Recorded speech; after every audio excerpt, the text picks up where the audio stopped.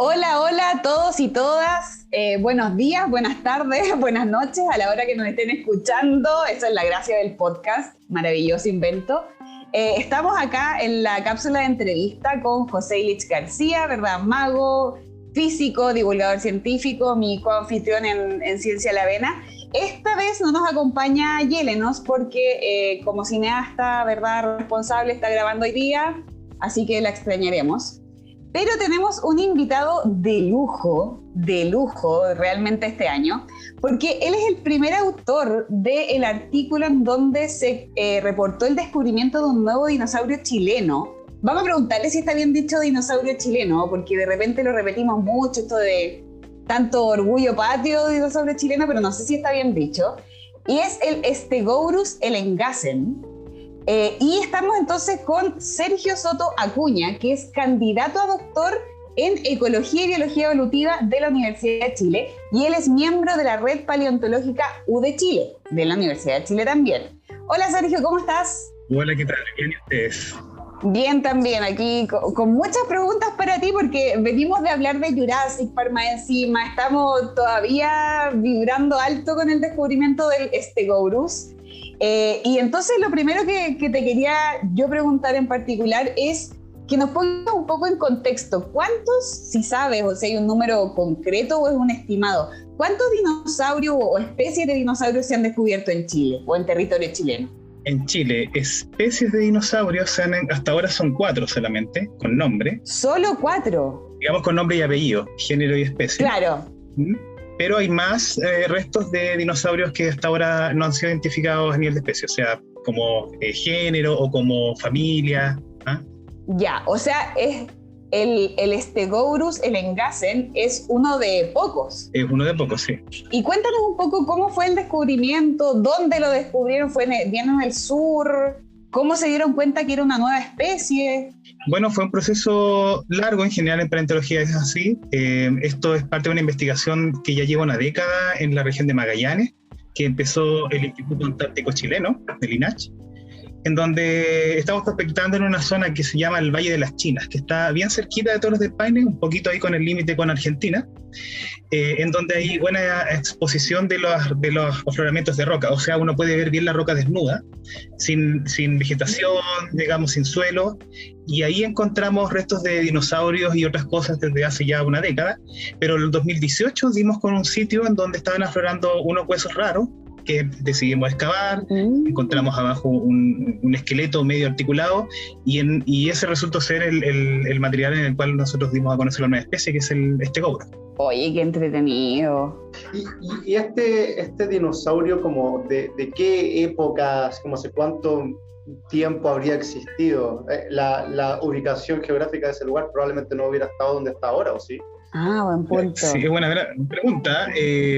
Claro, eso es la paleolatitud, ¿cierto? No es necesariamente en la misma latitud que actual, ¿cierto? Se van moviendo los continentes.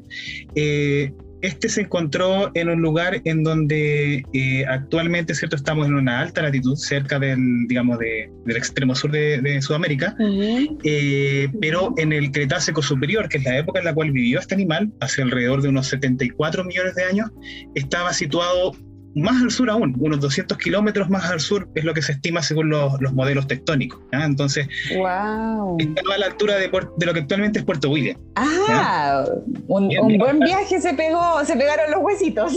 Qué impresionante que se hayan preservado en tan buen estado en un lugar como no tan árido como es el desierto, digamos. Claro, sí. Sí. Oye, y Sergio, ¿qué significa el nombre? Porque ya la primera parte, ¿verdad?, tiene que ver con el género y la segunda más con la descripción anatómica, quizá. ¿Qué significa Stegosaurus elengasen? Que decíamos con cosas que no suena elegante.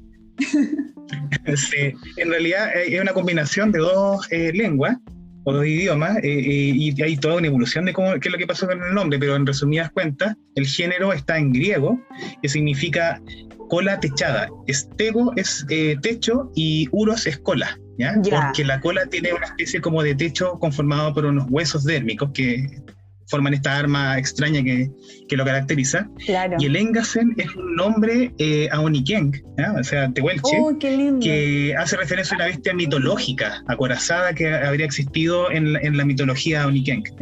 y que la describen como un animal acorazado similar un poco a este dinosaurio. Entonces usamos esa combinación para el nombre, y un poco también porque Stegosaurus recordaba al estegosaurio, que es un dinosaurio del hemisferio norte, que es muy conocido desde hace ya más de un siglo, porque en un principio nosotros pensábamos que pertenecía a ese grupo.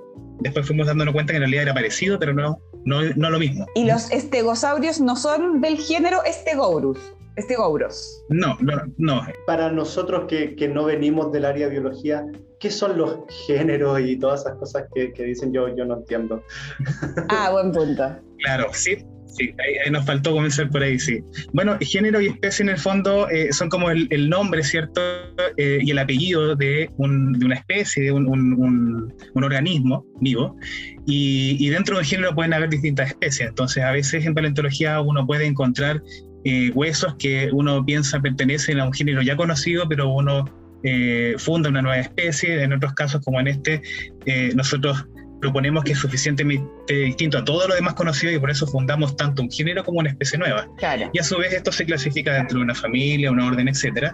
Y nosotros descubrimos que esto en realidad era un anquilosaurio, ¿ya? Que es un grupo de dinosaurios que es bien conocido en el hemisferio norte y que se caracterizan por tener huesos por todo el cuerpo, bien acorazados, como una verdadera armadura. Sí. Oye, te queríamos hacer una pregunta bien poco técnica, bien poco científica, porque nosotros estábamos conversando antes de Jurassic Park, como te comentaba, y resulta que teníamos aquí un debate, porque José decía que si la cerca eléctrica hubiera estado encendida, ¿verdad?, ningún dinosaurio hubiera podido escapar, incluido el Tiranosaurio Rex, y eso los hubiera contenido y no hubiera quedado la tendalá que quedó en Jurassic Park, que ya todos conocemos. Entonces, yo digo, bueno, y Stegosaurus, que está acorazado y bien como protegido, ¿verdad?, por esta coraza externa, ¿hubiera podido atravesar la cerca eléctrica? Es una pregunta difícil, porque yo no sé si estaba en realidad una descarga eléctrica así poderosa. ¿No? O sea, estaba más protegido quizás. ¿Está con la cola? Claro, yo digo, con la cola hubiera quizás podido... Sí, yo sigo pensando... A lo mejor rompía la reja, pero se electrocutaba el pobre. Claro, se podía sacrificar por el resto. Quizás. Claro, eso. Se supone que la cerca era de 10.000 voltios, por si acaso les cuento. Es bastante igual. Sí. No, pero yo sigo pensando que igual podrían haber escapado, igual hubiera quedado la embarrada, José. Pero ese era un debate que teníamos en la cápsula anterior. Ahora, hay que decir que un rayo que cae del cielo tiene mucho más que 10.000 voltios, para que estemos ahí. Sí, porque ¿sí? Sí. Tiene que ser tanto que convierte al aire en un conductor eléctrico. Si esa cerca tuviera ese nivel de voltaje, estaríamos viendo todo el rato electricidad en el aire. Pero bueno, vamos a seguir con la conversación más científica. Sergio, te teníamos también la pregunta de ¿cómo se llega a ser paleontólogo o paleontóloga en Chile? Sí, porque ¿cuál es la diferencia entre paleontología y arqueología también? Claro, es una pregunta que siempre nos hacen. Algunos paleontólogos se ofenden mucho, porque en realidad la arqueología estudia todo lo que tiene que ver con lo cultural, ¿cierto?, con lo humano. Hay muchos estudios sobre los elementos, ¿cierto?, los restos. Pero no estudia restos de cosas vivas. No, aunque hay una división dentro de la antropología que se llama la bioantropología, y es el estudio de los cuerpos, ¿cierto? Pero, de todas maneras, la antropología, la arqueología proviene más del área de las ciencias sociales. En cambio, la paleontología es una interfase entre lo que es la geología y la biología, ¿ya? Entonces, en el fondo, la paleontología es el estudio de los organismos del pasado, preservados en las rocas. ¿Animales o vegetales? Animales, vegetales, hongos, bacterias también, todo lo que se preserve en el registro fósil, ¿cierto? Con una antigüedad superior a 11.000 años y hasta los 3.800 millones de años, que es lo más antiguo que se sabe que vivió, ¿cierto? O sea, preagricultura, básicamente. Preagricultura, claro, pero en general no relacionado con lo humano, aunque hay veces en donde las dos disciplinas se encuentran en una interfase. Por ejemplo, la evolución humana, está la paleoantropología, y ahí conversan, ¿cierto?, ambas ciencias, o en los sitios arqueológicos donde hay también fauna que fue comida, ¿cierto?, sí, por estos humanos. Claro. Hay que recordarle a los auditores que los dinosaurios y los humanos no convivieron. Bueno, dinosaurios no avianos. Dinosaurios no... profundiza, por favor. Después de que nos expliques de tu camino de la paleontología, por favor, profundiza. Oye, tenemos que hablar, por favor, de esa investigación que se ganó un Ig Nobel, que le pusieron como algo atrás a las gallinas y que así describieron el movimiento de los dinosaurios. ¿Cómo era esa cuestión? Ese trabajo de Bruno Grossi, sí, claro, un trabajo biomecánico. Está bueno porque hay un cambio ahí del módulo locomotor, cambio en el fondo del centro de masa. Los dinosaurios pierden la cola, ¿cierto? Y las aves actuales tienen una cola chiquitita y tienen otra posición. Interesante eso. Claro, es muy divertido eso y se ganó un Ig Nobel, que son los premios de la ciencia a lo absurdo. Pero que son investigaciones chistosas que te hacen pensar. Exacto. Sí. No, sí, tiene todo el mérito, totalmente. Bueno, pero perdón por interrumpirte, Sergio, continúa con tu historia de cómo llegaste a la... Bueno, entonces la paleontología es más bien casi como una especialización, o sea, es necesario saber de geología y biología para ser paleontólogo. Entonces, en muy pocos lugares del mundo hay una carrera de pregrado de paleontología. En algunos lugares en Argentina hay 3 o 4 universidades, si no me equivoco, que imparten la carrera de pregrado, pero la malla es la misma que la de un biólogo o un zoólogo. En Brasil creo que también hay, pero en el resto del mundo en general, un paleontólogo se hace siendo biólogo o siendo geólogo y luego especializándose a través de una tesis de investigación y posgrado. ¿Qué nos decías de las aves, de que son dinosaurios? ¿Cómo es eso? Sí, bueno, hay mucha evidencia que se ha ido acumulando ya desde hace más de un siglo, pero sobre todo de las últimas décadas, que nos indica que las aves son un tipo más de dinosaurio. Y esta evidencia es evidencia que proviene del esqueleto, de la anatomía, la conducta incluso, el registro fósil, la filogenia en el fondo, que es el estudio de cómo se relacionan los organismos. Y ahora actualmente tenemos una idea bien precisa de qué tipo de dinosaurio es el que da origen a las aves, que en el fondo era una cosa bien parecida al velociraptor. Y Sergio, entonces, ¿sería correcto decir que las aves son como los dinosaurios modernos? Claro, son dinosaurios, así como nosotros somos primates. También lo mencionamos al principio, ¿verdad? Que es correcto decir esto de que son dinosaurios chilenos. Obviamente los dinosaurios no tienen nacionalidad, no tienen carnet, no tienen pasaporte, pero ¿es correcto decir dinosaurios chilenos? Bueno, ya es una cosa más como cultural, eso, ¿cierto? Obviamente no hay divisiones administrativas en el pasado, Chile no existía como tal, hubo momentos donde estuvo bajo el agua, claro, sobre el agua, el paisaje ha ido cambiando con el tiempo de manera muy dinámica y en el futuro también lo va a hacer, vamos a estar en algunas partes sumergidos bajo el agua, otras plataformas van a elevarse, etcétera. Pero yo creo que igual hay una cosa interesante que rescata ese concepto de dinosaurio chileno y tiene que ver con el tema de la colonización en ciencia, el colonialismo científico, porque esta investigación tiene el mérito, más allá de que haya sido publicado en Nature, tiene el mérito de que fue liderada y ejecutada exclusivamente por investigadores chilenos. Entonces, porque en todas las otras investigaciones ha habido involucrado a un extranjero, ya sea como autor líder o desde atrás con el financiamiento, ¿cierto? Sí. Entonces, yo creo que yo rescataría más esa parte, ¿cierto? Que es que pues, los chilenos somos capaces de hacer ciencia por nosotros mismos, más que por una cuestión chauvinista de que es chileno porque es chileno. Claro. ¿Cierto? Oye, eso es cierto y en muchas áreas, muchas disciplinas. Yo hace poco estaba leyendo de el descubrimiento de un mineral acá en Chile, que de hecho le pusieron en honor a un científico chileno de la Universidad Católica del Norte, la Chonguita. Y yo decía, bueno, lógico que esto, si fue descubierto en Chile, le pusieron el nombre de un chileno y todo, y eran casi todos extranjeros los que habían liderado el estudio. Y yo, ¿pero cómo? no me cabe en la cabeza. Y tiene que ser honor a Guillermo Chong, que es un paleontólogo también. Exacto. Geólogo paleontólogo. Sí, un geólogo, exactamente, y que contribuyó mucho y que, claro, el grupo de chilenos y chilenas que estuvieron involucrados en esa investigación les propusieron a los gringos, perdón por la expresión, pero gringos, oye, podríamos ponerle Chonguita en honor a, porque él es muy reconocido, pero totalmente mucho mérito que sea 100% llevado a cabo por chilenos. Mostrando que invertir en ciencia en Chile es una buena idea porque sí tenemos los cerebros disponibles para hacer investigación sin tener que llamar gente de otro lado. Oye, y volviendo a preguntas de paleontología y de esto de los dinosaurios, yo tengo una pregunta. ¿Es difícil realmente encontrar especies nuevas de dinosaurios? ¿Está lleno? ¿O es como que sale una cada 5 días o no? Sí, no sé si es relativamente fácil. Bueno, va a depender si tienes financiamiento, ¿cierto? Si tienes afloramientos donde potencialmente se preserven fósiles. La cosa que uno tiene que tener en mente es que los dinosaurios habitaron en un periodo entre los 230 millones de años hasta los 66 millones de años, los dinosaurios no habían. O sea, como 180 millones de años. Exacto, 180 300 millones de años, nosotros como especie no tenemos más de 300.000 años, ¿ya? Y durante nuestra historia de vida como especie han habido muchas otras especies que se han extinto. Entonces, uno podría hacer un cálculo, no me lo sé, pero uno podría hacer un cálculo de cuántas especies uno podría encontrar de dinosaurios. Hasta ahora habrán unas 1.500, 2.000, nos deben quedar miles más. Entonces, claro, hay mucho potencial para encontrar más especies de dinosaurios y otros organismos también.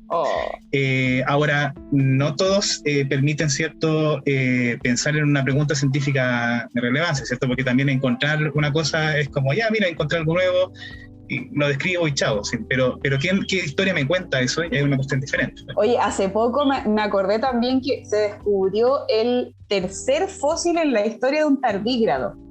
Y es justamente porque los tardígrados, que son microscópicos y que tienen como el cuerpo blandito, es súper difícil encontrar fósiles de tardígrado. Entonces era un tremendo descubrimiento. Como dice, claro, la historia que cuenta ese descubrimiento es súper relevante. Y en cambio de animales como los dinosaurios, quizás es mucho más sencillo. Bueno, pero depende, supongo que también va a depender de la ubicación. Sospecho que aquellos dinosaurios que hayan vivido en zonas como bien tropicales va a ser más difícil de encontrar que otros que hayan vivido en zonas más áridas, ¿o no? Exacto, sí. ¿Por qué? Por el proceso de fosilización. Correcto, claro. Eso es tafonomía, que es como la ciencia forense, la tafonomía, que estudia cómo se murieron los organismos y cómo se enterraron y fosilizaron. Y claro, como bien dice José, hay zonas en donde hay mayor potencial de preservación por el clima, por humedad, ¿cierto? Presencia de bacterias que vayan a descomponer los cadáveres, si se entierra rápido o no, si el sedimento es muy fino o es muy grueso. Entonces, un lago, por ejemplo, es perfecto para preservar esqueletos. Pero una selva tropical donde no tienes aportes de sedimentos, se muere un organismo en el suelo, se lo comen otros organismos, desaparece y nunca se preserva en el registro fósil. Entonces nosotros tenemos pequeñas instantáneas fotos de la gran diversidad real que fue alguna vez. Este es un panorama bien incompleto. Claro, qué cuático. Dos cositas cortitas antes de cerrar por completo. Una es, primero es como cuáles son tu mirada a futuro, si como tienes alguna cosa ahí en mente que vas a hacer. Y la segunda es, o sea que los dinosaurios antes tenían plumas, así como los de hace 65 millones de años tenían plumas, porque si los pájaros ahora son como dinosaurios, ¿el tiranosaurio Rex tenía plumas? Partamos por esa pregunta. Sí, claro, hay mucha evidencia directa de preservación de plumas en varias especies de dinosaurios, y hay otra indirecta. En algunos casos, como el Velociraptor, por ejemplo, hay marcas en los huesos que indican que habían plumas grandes en el ala o en el brazo. No sabemos si Tyrannosaurus tenía plumas. Por inferencia, uno podría decir que sí, pero quizás por el tamaño que tenían también, el metabolismo a lo mejor era más alto por gigantotermia, entonces no es claro si las plumas hubiesen sido como el mejor integumento. Entonces puede que haya sido mucho más compleja la distribución del carácter de las plumas en todos los dinosaurios. Es una cosa que todavía es poco comprendida. Y sobre... Sería menos amenazante si tuviera pluma el tiranosaurio. Yo no sé, igual un pavo de 12 metros, así con cara de loco, no sé. Claro. A mí me daría miedo. Pero quizás sería... O sea, cualquier cosa de tal altura igual me daría miedo, pero podría ser menos. Despavorido. ¿Despavorido? Despavorido. Les tengo un dato curioso. Antes de que actualizaran la velocidad promedio de correr del Tiranosaurio Rex, porque ahora la subieron un poco, antes de eso, Usain Bolt corría más rápido que un Tiranosaurio Rex. Pero ahora ya no, o sea, ni siquiera Usain Bolt puede escapar de Tiranosaurus. Bueno, y trabajos futuros, Sergio, ¿para dónde vas? ¿Tienes nuevos descubrimientos todavía por lanzar? Terminar el doctorado. La primicia. No, hay un montón de cosas. Tengo tantos manuscritos ahí a medio terminar. Sí, la historia del doctorante, pues. Claro, y bueno, en realidad estoy participando en altos proyectos, en distintos lugares en Chile, en distintas preguntas. Entonces está lo de Magallanes con este dinosaurio, hay más restos, hay mamíferos también mesozoicos, que son una cuestión muy rara de encontrar en la época de los dinosaurios, y también los estamos estudiando. Estamos estudiando reptiles marinos en Antofagasta, en el Jurásico.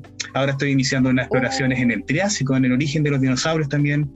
Así que estamos en realidad con un montón de trabajo, así que se vienen muchas publicaciones en el futuro. Oye, qué interesante. Oye, vamos a ir cerrando, que como decía José, nos podríamos estar toda la tarde aquí realmente haciendo preguntas sobre dinosaurios, paleontología, mencionar también grandes exponentes como Mary Anning, no quiero que se me pase de decirle, una gran paleontóloga. Vean la película Ammonite, que cuenta su historia. Y para ir cerrando, Sergio, te podríamos preguntar, ¿dónde informarse de paleontología en Chile? Una fuente confiable. ¿Qué datos nos podrías dar? ¿Dónde ir? ¿Dónde buscar? Tenemos una red, o sea, una página en Facebook, en Instagram, que es la Red Paleontológica Chile, ¿ya? En donde estamos ahí posteando algunas investigaciones nuestras, aunque en realidad actualmente la tenemos un poquitito muerta porque se nos acabó el financiamiento, ¿ya? Pero hay algunos libros que se han publicado. El Museo Nacional de Historia Natural, por ejemplo, publicó hace algunos años atrás un libro que está disponible en descarga, gratis, que recopila en cada capítulo la historia y el registro fósil de vertebrados en Chile, ¿ya? Y hay varios capítulos interesantes de dinosaurios y otros organismos. También hay un libro que publicamos hace unos años también de dinosaurios chilenos, ¿ya? Que lo pueden buscar por ahí, lo venden en algunas librerías dedicadas más como al rubro de ciencia o de historia natural. Y bueno, hay algunas personas que también están haciendo divulgación. Está Barbie Paleontóloga, voy a pasar el dato ahí, que también está haciendo la divulgación. Grande la Barbie. Sigan todos a Barbie Paleontóloga. Oye, qué bacán es la paleontología en Chile. ¿Cómo necesitamos más plata, más apoyo, más difusión también? Sí, oye, muchísimas gracias, Sergio. Te extrujamos aquí, pero al máximo, y lo hubiéramos hecho más todavía si tuviéramos más tiempo. Pero muchísimas gracias por acompañarnos hoy día. Así que ojalá igual tener más adelante, enterarnos de tus nuevos proyectos, de esos nuevos descubrimientos, así que vamos a estar súper atentos. Nos vemos. Chao, chao. Sí o sí se merece una segunda invitación. Muchas gracias, Sergio, por venir a este podcast Ciencia a la Vena, que nos pueden escuchar aquí en Spotify, en Google Podcast y en todos los otros lugares donde escuchan podcast. Sí, así que aquí nos despedimos. Muchas gracias y nos vemos en el próximo capítulo. ¡Chao! Chao.